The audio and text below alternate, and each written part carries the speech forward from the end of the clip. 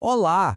Já pararam para pensar por que a gente faz as coisas que faz? Qual é a função por trás de um casamento, de um feriado ou, sei lá, até de um simples aperto de mão? Parece que é só tradição, né? Mas hoje a gente vai mergulhar numa ideia que é revolucionária, a de que nada na cultura acontece por acaso. E o nosso guia nessa jornada é um nome que mudou a antropologia para sempre: Bronislaw Malinowski. Vamos pensar um pouquinho juntos. Para que serve um ritual de formatura, por exemplo? Ou uma festa de 15 anos? À primeira vista, parecem só costumes, né? Mas a grande sacada que a gente vai explorar aqui é que por trás de cada um deles existe uma função essencial, quase secreta, que ajuda a nossa sociedade a funcionar. A pergunta que fica é: que função é essa? E para responder essa pergunta, a gente precisa de um jeito novo de olhar para a cultura. E essa nova lente, essa nova perspectiva, se chama funcionalismo. É uma teoria que propõe uma coisa bem radical. A cultura não é um amontoado de hábitos estranhos, de coisas aleatórias. Na verdade, é um sistema bem complexo, todo interligado, onde cada pecinha tem um propósito. A melhor analogia aqui é pensar na cultura como se fosse um corpo humano. A família, a religião, as leis, cada uma dessas instituições seria um órgão. O coração, o pulmão, o cérebro, sabe? Cada um tem uma função vital e todos precisam trabalhar em harmonia para o corpo, ou seja, a sociedade, continuar vivo e saudável. A ideia principal é essa: nada está ali por acaso. Mas essa ideia, que hoje até parece meio óbvia, nem sempre foi assim. Antes dessa revolução toda no pensamento, o jeito de estudar outras culturas era completamente diferente. Era a época do que a gente chama de antropólogo de gabinete.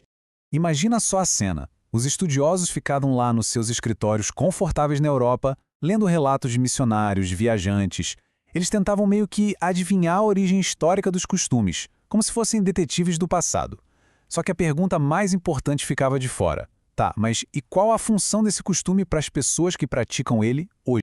E é exatamente nesse ponto que a história dá uma virada. Surge um personagem que vai mudar completamente as regras do jogo. Alguém que entendeu que para conhecer uma cultura de verdade era preciso levantar da cadeira, viajar e literalmente sujar os sapatos de lama. E esse personagem é o Bronislaw Malinowski. O grande diferencial dele é que ele não era só um aventureiro curioso. Não, ele era um cientista, com um plano, com uma metodologia. Foi ele quem tirou a antropologia de dentro dos livros e a levou para o campo, para a vida real, para o convívio diário com os povos que ele queria entender. E não foi uma viagem de uma semana, não. O Malinowski mergulhou de cabeça. Foram 3 anos morando com os nativos das Ilhas Trobriand. Pensa no que isso significa. 3 anos vivendo, comendo, participando da vida daquela comunidade. Para a época, isso era uma coisa absolutamente inédita, radical.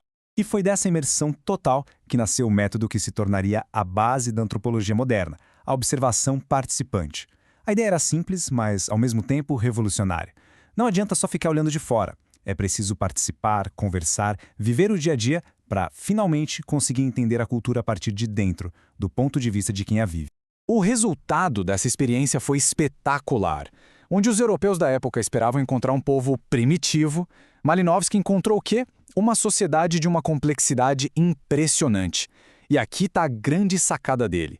Ele percebeu que cada pequeno costume, cada mito, cada ritual se encaixava perfeitamente numa grande engrenagem social, cumprindo uma função bem específica.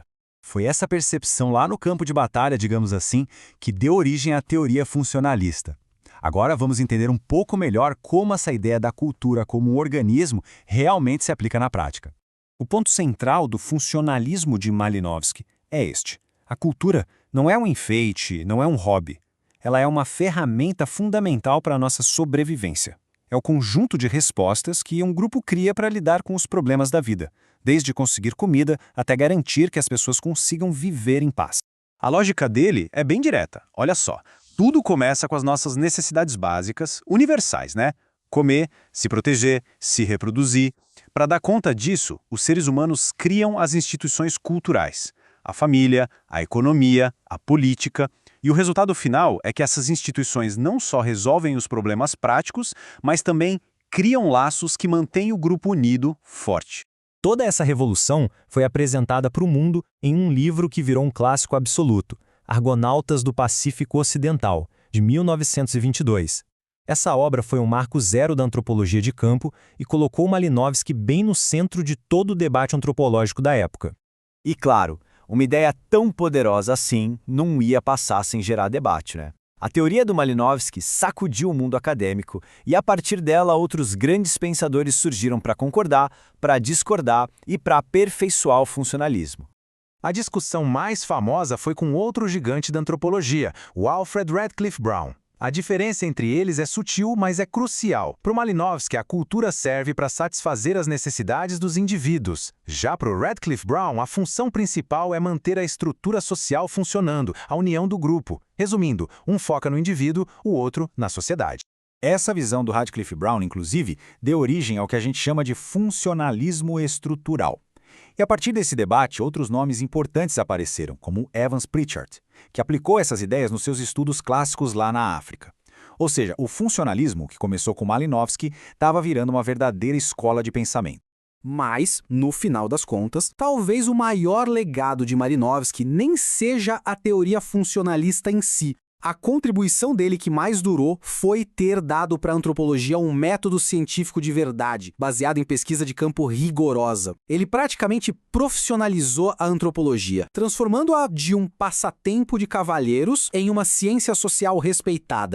Isso tudo nos traz de volta para nós. Depois de entender como Malinowski desvendou a lógica por trás dos costumes de um povo tão distante, fica a provocação final. E os nossos costumes? As festas de fim de ano, as formalidades no trabalho, até os memes que a gente compartilha, qual é a função real que eles cumprem hoje em dia? Se a gente olhar bem de perto, talvez a resposta nos surpreenda.